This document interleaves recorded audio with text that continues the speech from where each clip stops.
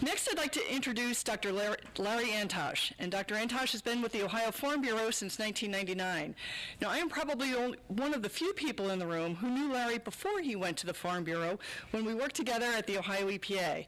At Ohio EPA, Larry worked on a variety of issues, all focused on watershed management. At the Farm Bureau, he is responsible for planning and oversight of programs and projects addressing policy development and energy and environmental policy issues. Larry represents the Farm Bureau and County Farm Bureau members on numerous task forces, committees, and work groups. He's also an adjunct assistant professor in the School of Environment and Natural Resources at The Ohio State University, and he has degrees in environmental science and a doctorate in water resources from Iowa State University. Welcome, Larry.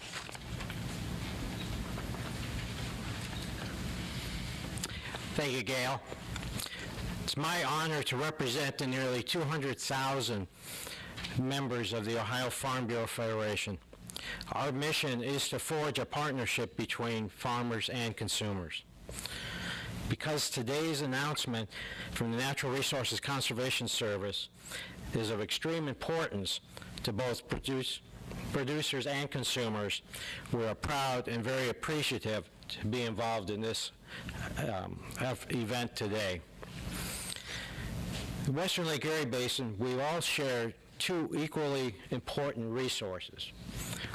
One of the world's greatest sources of fresh water and one of the greatest food-producing areas in the world. At the Farm Bureau, we believe that preserving both of these resources simultaneously is both desirable and doable. The NRCS initiative will go a long way to producing and achieving this goal. As the Farm Bureau considered how NRCS intends to employ the funding, we found many of the attributes that are compatible with Farm Bureau's belief that programs should be effective, flexible, and science-based. Farmers will have access not only to valuable conservation programs, but just as importantly, to the expertise of NRCS and Soil and Water District personnel. There will be an emphasis on employing the most effective practices and putting those resources to work where they can have the greatest return and positive impact. A broad geography will be addressed, as will many farmers of different sizes and types. This commitment will help Ohio attain a substantial portion of its goal, reducing agriculture's share of the 40% nutrient reduction target. And yes, very importantly, the goals of the funding are consistent with Farm Bureau's belief that voluntary measures should be a prominent component of the water quality toolbox. Here in Ohio, we are proud of our deep and broad commitment to farming in a way that protects our water resources. There's numerous examples. I'll just list a few. The Ohio Farm Bureau a couple of years ago initiated, and we now have a $1.8 million that we've dedicated in our water quality action plan to address water quality issues. A similar type of engagement has taken place from our commodity groups and friends across Ohio. The Ohio State University's Field to Faucet initiative, again, another major effort towards addressing water quality concerns. The creation of the Healthy Water Ohio partnership with conservation organizations, businesses, and water providers. And our support for the first in the nation regulations on fertilizer application.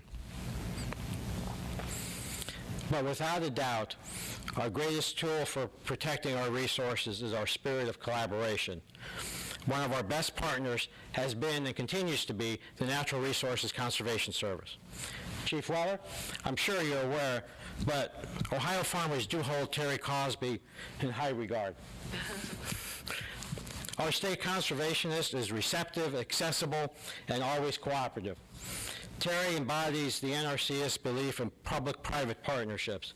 On behalf of the Ohio Farm Bureau, I'd like to take this opportunity to thank you, Terry. So once again, we appreciate the opportunity to be here as part of this occasion. I'd like to say to the residents of Toledo, to the families and businesses, to you, Mayor, who rely on this great lake, Ohio farmers know that we have a significant role to play in the protection of the valuable resource, and we will continue to work to meet expectations.